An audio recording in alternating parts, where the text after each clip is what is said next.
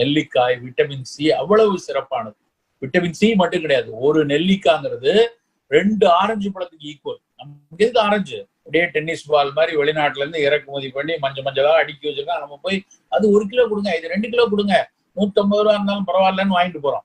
ஆனா கிலோ 15 ரூபாய்க்கு விற்கிற நெல்லிக்காய அதுல ஒரு என்ன இருக்க போகுது அப்படின்னு நினைக்கிறேன்.